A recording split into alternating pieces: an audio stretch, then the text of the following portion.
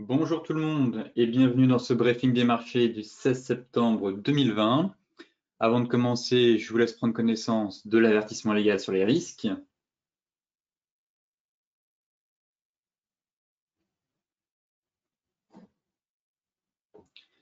Et donc tout de suite, focus, toujours, en commençant par les bourses européennes qui ont encore terminé du moins en hausse, en légère hausse hier, soutenues par une série d'indicateurs économiques jugés encourageants, ayant favorisé l'appétit, on va dire, pour le risque à la veille des décisions de la Réserve fédérale.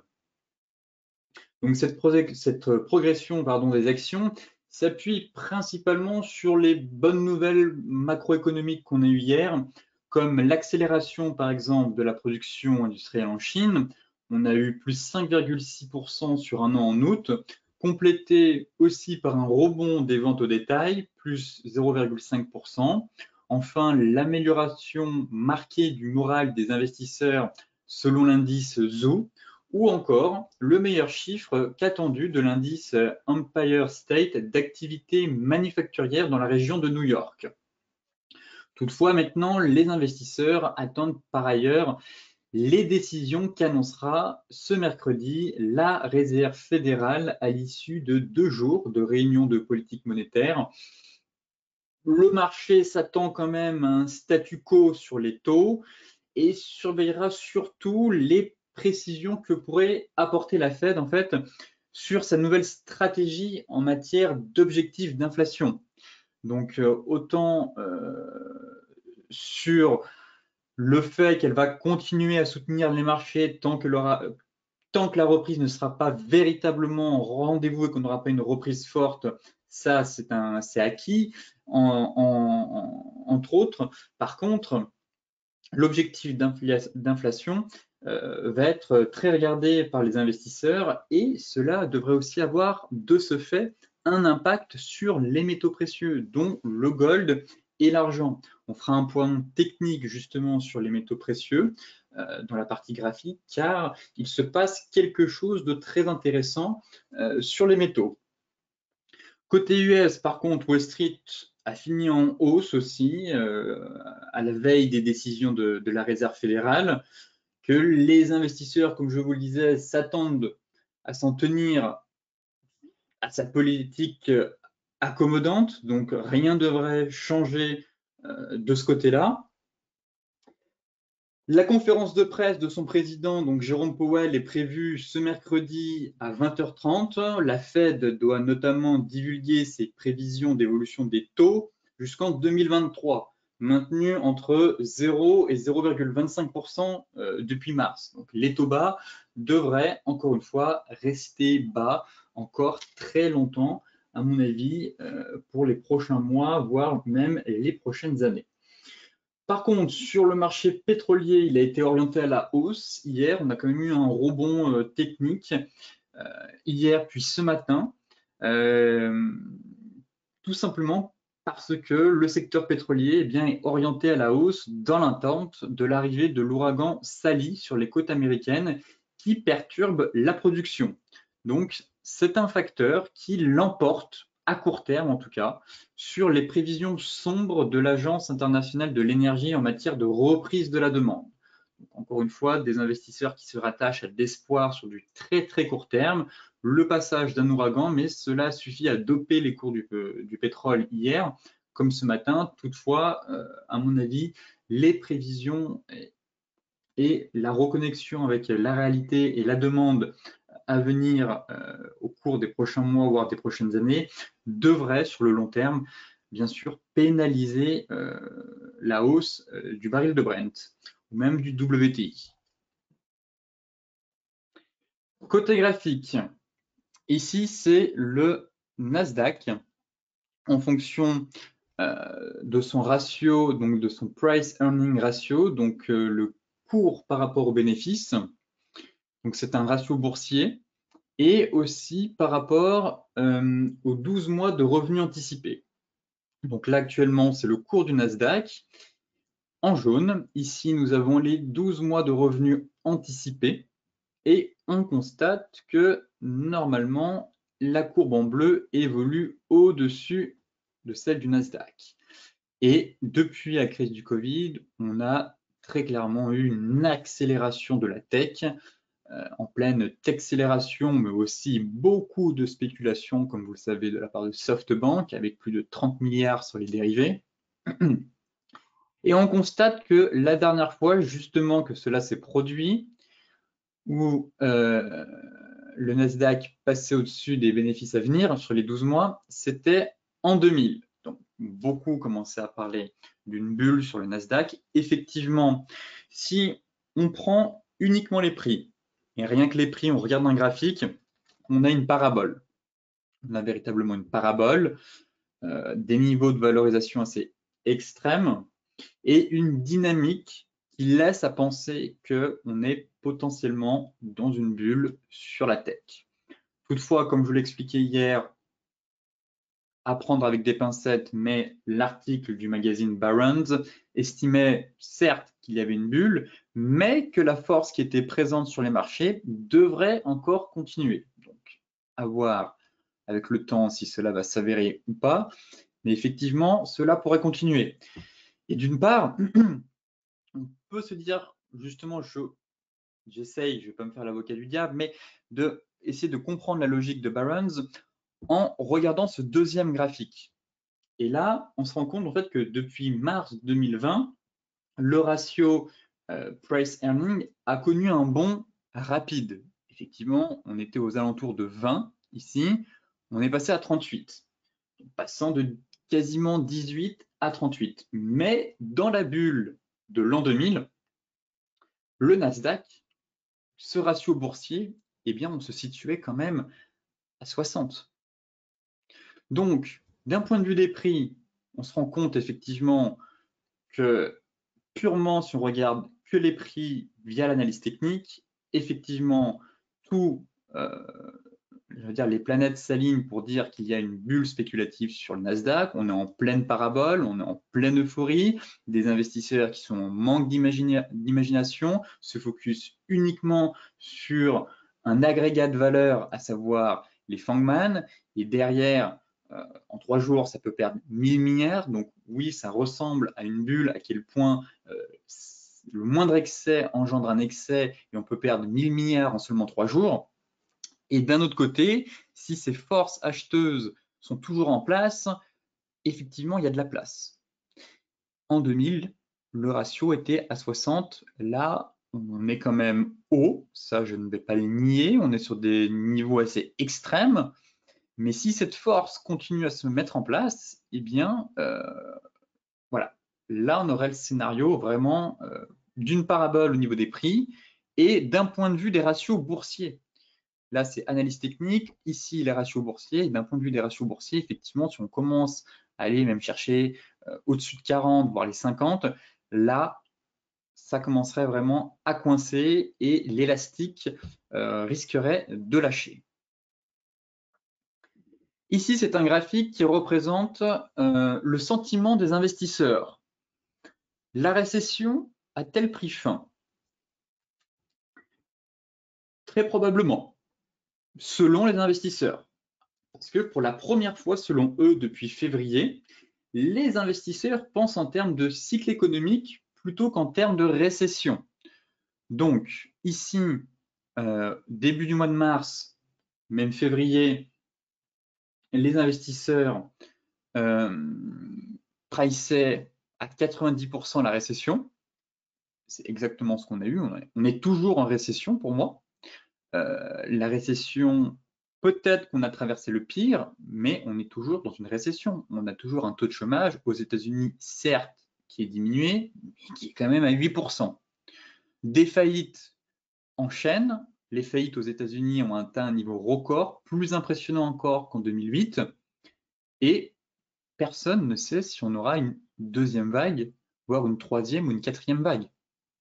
Ça aussi, c'est un paramètre que malheureusement, les investisseurs ne maîtrisent pas.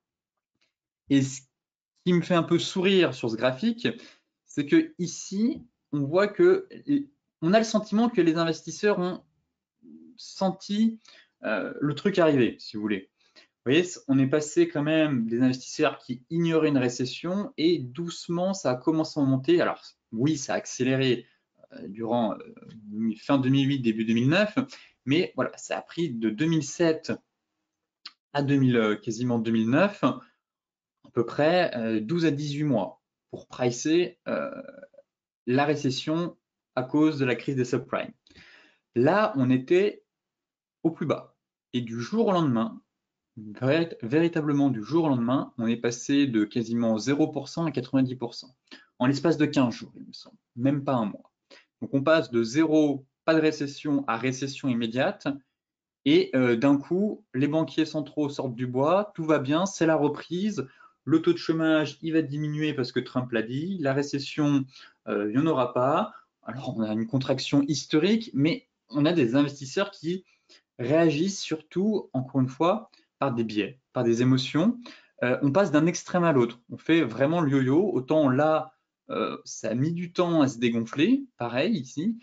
Et là, on passe d'un extrême à un autre, à une récession, à plus de récession. On est passé sous les 40% et on parle d'un nouveau cycle à venir. Encore une fois, un marché, selon moi, qui reste très drivé par les émotions, je trouve, par les biais et surtout par de l'espoir. L'espoir soutient énormément la tendance. Comme vous l'avez remarqué, à chaque fois qu'on a une annonce de vaccin, on a des bourses qui prennent plus 3, plus 4. Ça a énormément soutenu la tendance. On est surtout porté par des espoirs. Certes, je ne vais pas nier qu'il n'y a pas une reprise. On a une reprise économique, mais une reprise lente et fragile. Donc, dire que la récession a pris fin, c'est un peu limite, je trouve, sachant qu'on a des éléments qu'on peut juger à court terme, comme avoir un lockdown sur l'économie durant 2 mois. Ça, tout le monde sait que même en temps de guerre, les États n'étaient pas fermés, n'étaient pas paralysés. Au contraire, les usines tournaient. Donc ça, c'est les effets qu'on peut mesurer à court terme. Par contre, on peut avoir ce qu'on appelle un effet qui se coule, avec un deuxième effet qui, enfin, du moins des effets qui mettront du temps à arriver. Là, on a anticipé une récession à court terme parce qu'on a eu ce lockdown qui a duré 2 voire 3 mois. Derrière, on réouvre l'économie, mais on a eu un impact, il y a eu un effet ricochet, que ce soit sur le secteur de l'énergie, que ce soit sur le secteur de l'aéronautique. C'est pas pour autant que Boeing ou Airbus ou Air France, du jour au lendemain, va redémarrer. Donc la suppression de postes, il va en avoir et il y en aura encore d'autres à venir. Des entreprises qui vont faire faillite parce qu'elles n'auront pas suffisamment de trésorerie pour survivre au cours des prochains mois si on a une baisse de la demande au niveau des ménages ou des consommateurs dans certains secteurs. Ça, pareil, ça va mettre du temps. Donc, prudence sur ce sentiment qu'on a que la récession, enfin du moins que les investisseurs ont sur une récession qui aurait potentiellement pris fin, puisqu'il est encore, selon moi, un peu trop tôt, je trouve, pour juger si oui ou non on est vraiment passé d'une récession qui a duré seulement 3 mois à un nouveau cycle économique, surtout. Et en parallèle, on a quand même des banquiers centraux qui ont énormément aidé. Et est-ce que les investisseurs auraient été aussi optimistes si les banquiers centraux n'avaient pas posé 10 000 milliards sur la table? Donc ça aussi, on a des investisseurs qui ne sont pas tournés vers l'avenir, mais qui suivent les liquidités. Donc pour eux, tant qu'il y a des liquidités, tout va bien. Le reste, on l'ignore. Le jour où ça coupe les vannes, ou le jour où finalement les liquidités ne suffisent plus à mettre de l'huile dans les rouages, et bien là, on pourrait avoir un retour à la réalité et donc des effets très néfastes pour l'économie. Côté graphique maintenant, on va s'intéresser au CAC 40. Alors, où en sommes-nous sur notre indice national? Eh bien, pas grand-chose. C'est toujours le même schéma. Depuis le début de semaine, il se passe absolument rien.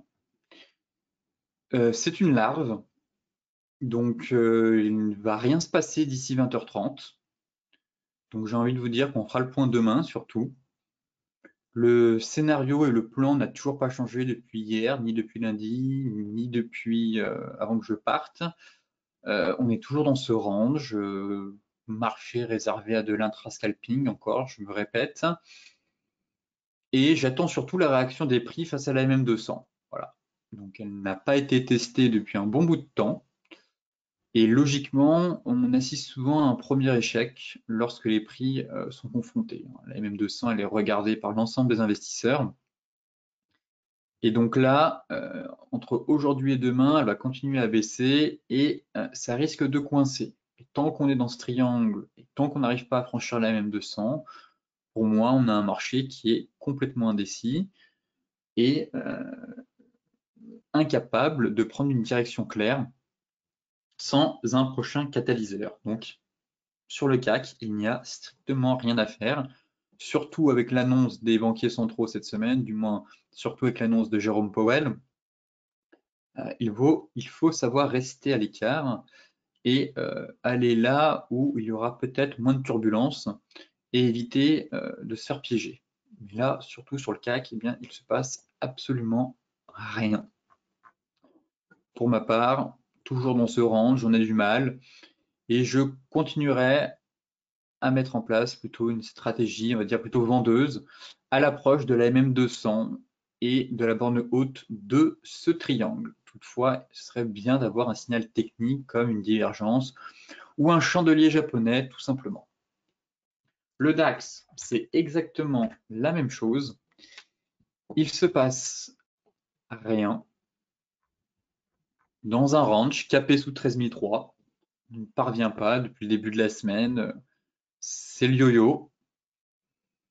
Pas très intéressant les indices honnêtement, à part le Dow Jones où on a pu mettre en place hier un plan sur l'indice américain, mais sur les indices européens, c'est très mou. C'est vraiment très mou et c'est difficile d'aller chercher quelques points, je trouve, sauf si vous êtes très à l'aise en scalping ou même en intraday. Mais en intraday, vous voyez que les variations sont quand même assez faibles. Pour ma part, j'attends un vrai signal swing. J'ai pu déceler, on ne le voit pas sur le cash, mais on le voit sur le futur, un triangle qui est en cours de formation juste ici, en données 1 heure. Voilà. Donc, pour celles et ceux qui font du plus court terme, on a éventuellement un triangle ascendant qui est en train de se mettre en place. Et donc, comme on le voit, comme je vous le disais, la cassure des 13 300 permettrait d'aller chercher les 13 500. À 13 500, on a le gap qui n'a pas été complètement comblé sur le cash. On est venu partiellement le combler ici, mais si on veut véritablement le fermer, il est à 13 500. Donc effectivement, en cas de sortie par le haut de ce triangle, on pourrait aller chercher les 13 500, je pense. Je n'ai pas reporté l'objectif. Voilà, ce serait même un peu plus haut, ce serait d'aller chercher 13 538. Mais ça nous donne un niveau de prix intéressant qui correspond avec ce trou de cotation qui est resté ouvert. Donc pareil, évitons de trader durant les annonces des banquiers centraux, surtout que ce sont des annonces importantes et comme vous le savez, les marchés sont essentiellement pilotés par les banques centrales, donc sachez rester à l'écart. Mais une fois que l'orage est passé, eh bien, si on n'a pas eu de sortie de triangle entre-temps, ce triangle pourrait envoyer potentiellement un mouvement directionnel à venir et donc on aurait une stratégie de trading sur l'indice allemand. Le Dow Jones.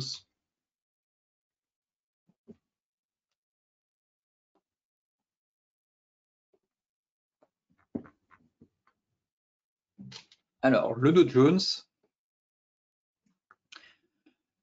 rien n'a changé aussi pour lui depuis le début de la semaine. On est toujours dans le range. Voilà. Pour ma part, je passe haussier si cassure Tenkan Kijun au-dessus de 28 200, 28 300. Donc, si on a une bougie flux et que ça casse en clôture, je repasse haussier avec un objectif à 29 200, voire 29 400. Donc, direction quasiment les plus hauts historiques. Pour l'instant, c'est range.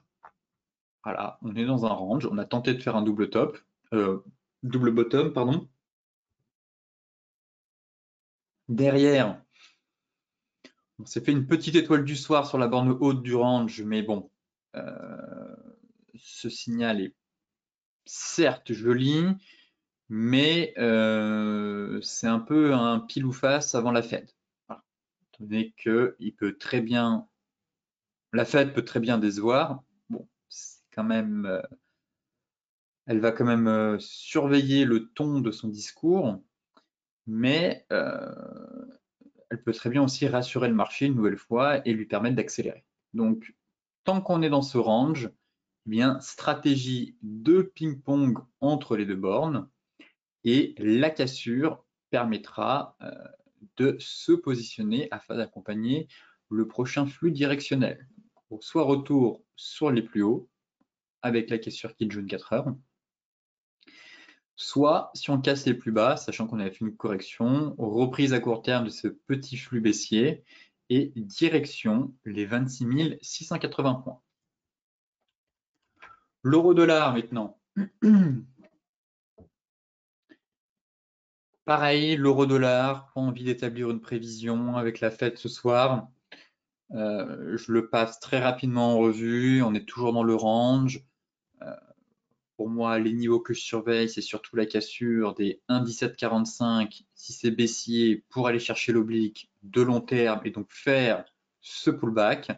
Par contre, étant donné qu'on est dans un flux haussier et que l'on consolide, eh bien, la cassure des 1,1950, 1,1960 permettrait de mettre un terme à cette consolidation et donc de reprendre le flux haussier en direction des 1,2040 puis 1,2180. Voilà les grandes lignes. Et tant qu'on est dans cette phase de range un peu ovale d'hésitation, il n'y a strictement rien à faire sur l'euro, en tout cas pour mettre en place un plan de moyen long terme, on va dire. On fera surtout le point demain sur les paires en dollars après les annonces de Jérôme Powell. Et GBP-USD par contre, qui lui, pareil, poursuit son ascension. Donc prudence avec les annonces de ce soir. Toutefois, un plan avait été mis en place et on a encore reparlé dans les stratégies bourse concernant cette divergence haussière. Elle a été validée, donc elle a été validée même lundi, vers 14 h en début de matinée, 10 h, pardon. Donc pour celles et ceux qui ont profité de cette divergence haussière, si la bougie 4 heures clôture au-dessus des 1,2916, eh bien je vous invite à mettre votre stop à break-even. Le prochain gros palier se situe à 1,35. Donc si la livre, après les propos, poursuit son ascension 1,35 et atteint l'objectif théorique du retracement de 50% de Fibonacci, tant mieux, vous êtes dans le train, vous vous laissez porter et vous attendez que le marché vienne chercher vos paliers. Par contre, d'où l'intérêt de mettre après la clôture son stop à break-even, c'est que si le marché se retourne, et à mon avis, on pourra avoir beaucoup de volatilité sur les paires en dollars, eh bien, vous n'êtes pas en mode espoir et vous sortez à break-even. Comme ça, au moins, vous protégez votre trade qui est actuellement, normalement, devrait être gagnant. Donc, voilà un peu les grandes lignes sur le GBP-USD. Pour le moment, ça tient. On a un flux, une reprise acheteuse. Donc, pourvu que ça dure et qu'on aille chercher les objectifs. Mais après, je n'ai pas une boule de cristal. Donc, je ne connais pas les tenants et aboutissants du moins du discours de Jérôme Powell.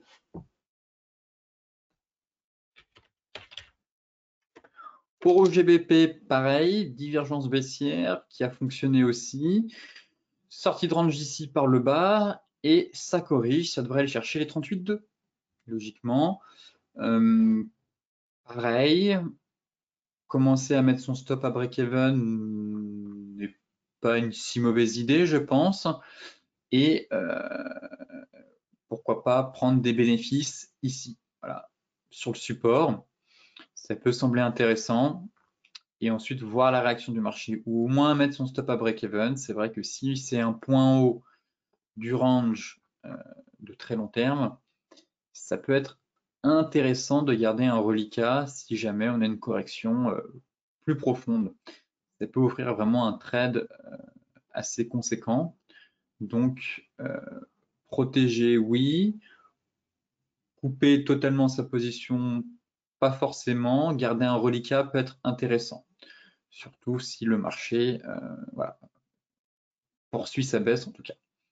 D'un point de vue de la divergence, l'objectif se situe à 50. On a quand même un gros niveau, au niveau des 38,2 qui correspond à l'ancienne borne haute du range. Donc là, ça va être un gros palier à franchir. Et pareil, on peut très bien avoir un rebond et finalement repartir et puis aller chercher véritablement la borne haute avant de replonger. Mais comme la livre sterling est soumise à pas mal de news flow du moins à cause du divorce entre l'Europe et le Royaume-Uni, il faut savoir se protéger très rapidement sur les paires en livre sterling.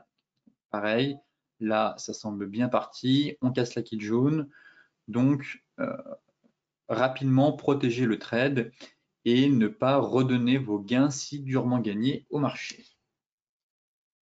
Les matières premières maintenant avec le gold.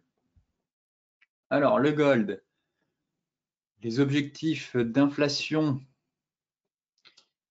devraient peut-être permettre au gold de s'envoler à nouveau.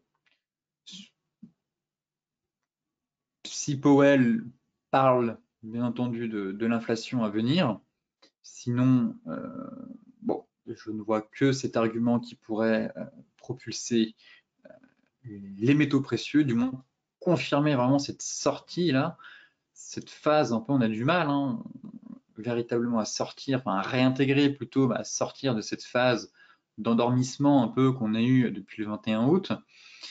Et la cassure par le haut serait de bon augure et permettrait de poursuivre la hausse, chercher les 2070, puis les 2180. Donc pareil, on fera le point demain, mais le gold, techniquement, c'est haussier, c'est plutôt beau, on a un trend qui est magnifique, on a une figure qui ouvre la voie à une fin de consolidation, à de nouvelles perspectives haussières en tout cas, mais derrière, il faut un catalyseur, et à mon avis, le catalyseur aura lieu ce soir. Le silver, justement, l'argent, pareil, on a un magnifique triangle. On a quand même un magnifique triangle. Pour ma part, je suis plutôt haussier. Mais si on franchit la zone de résistance mensuelle à 28 $, juste ici, vous voyez, on a été maintenu en échec en clôture mensuelle. Là, on tente de repasser au-dessus. Si on franchit cette zone, le prochain niveau, c'est les 35, puis 38, puis 43, puis 48. Et on a un peu ce même style de figure, cette fameuse sous-coupe qu'on retrouve aussi sur le gold en long terme. Donc le gold était peut-être précurseur, vous voyez ici, cette sous-coupe qui a permis cette fameuse accélération. Et sur le silver, on pourrait avoir ce même phénomène, cette espèce de sous-coupe qui pourrait reconduire à de nouveaux plus hauts. Et là, le flux est extrêmement haussier et impulsif. Et derrière, on a un espèce de triangle fagnant. Donc, si on reporte ce mât et que ça sort bien par le haut, ça pourrait vraiment propulser le silver sur des niveaux très intéressants. Donc là, pareil, c'est une perspective de moyen long terme, mais qui pourrait vous offrir en tout cas un excellent trade sur du moyen long terme. Sachant que en annuel, on est déjà quand même sur une belle bougie, on prend plus 53%. Plus 53%, on a véritablement un flux acheteur qui est en train de s'installer. Et là, on consolidait, et la seule condition, c'est de clôturer au-dessus des 28,50. Voilà. 28,40, 28,50, casser la résistance, l'oblique, Et là, on devrait avoir un signal technique pour une nouvelle jambe de hausse. Le Brent, à ma grande surprise, le marché pétrolier reprend des couleurs sur un effet pas un effet d'annonce, mais sur l'arrivée de l'ouragan Sally sur les côtes américaines. Bon, ça perturbe la production, ok. Mais est-ce que le confinement et le coronavirus n'a pas impacté encore plus la production? Donc, un marché qui réagit à la moindre news. Là, c'est une news éphémère qui n'a pas véritablement d'importance, je trouve.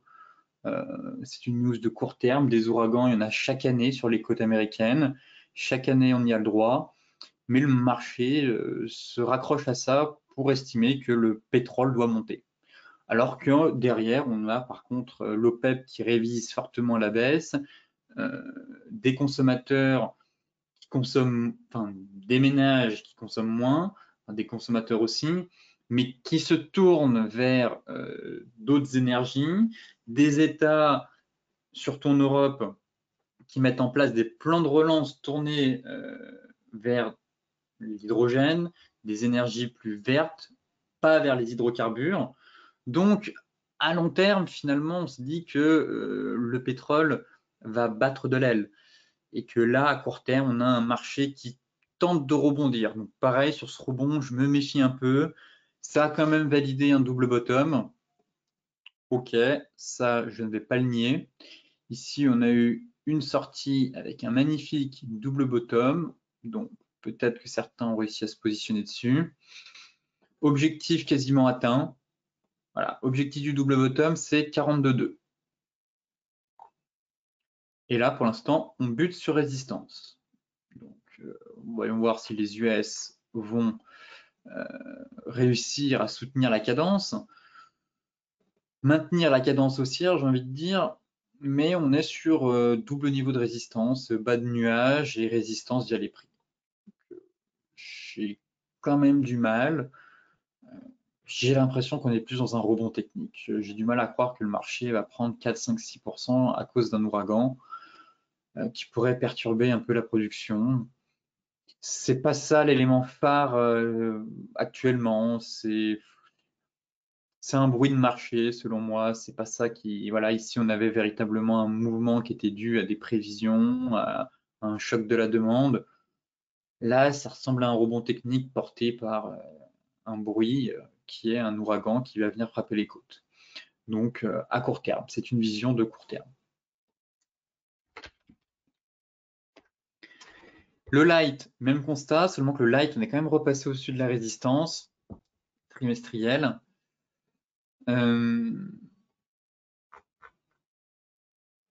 Objectif du triangle,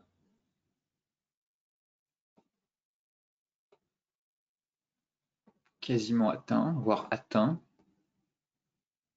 Non, objectif du triangle, ce serait les 40. Bon, pour le moment, celles et ceux qui ont peut-être pu profiter de ce triangle, eh bien, l'objectif est un peu plus haut. Il y a moins de résistance sur le WTI que sur le Brent, je trouve. Mais pareil, le sentiment qu'on s'emballe pour pas grand-chose. Pour ma part, j'avais toujours un objectif à 33,55. Je continue de garder cet objectif à moyen terme en tête, étant donné que je trouve que ce n'est pas un élément suffisant, cet ouragan, pour permettre une accélération, une nouvelle accélération, et qu'on casse les 43, qu'on ait cherché les 45. C'est trop une vision à court terme. Donc, pour l'instant, je me montre assez prudent sur le secteur pétrolier quand même. Je me méfie et ça pourrait être juste un simple rebond technique avant de repartir. Et là, si on prend la dernière jambe de baisse, on est sur les 38,2. L'objectif du triangle, c'est les 50. Donc, tant qu'on ne repasse pas au-dessus des 50, on peut toujours être dans un rebond technique avant de repartir à la baisse. Enfin, pour terminer le Bitcoin, Pas grand-chose depuis hier, on est venu chercher les 50%.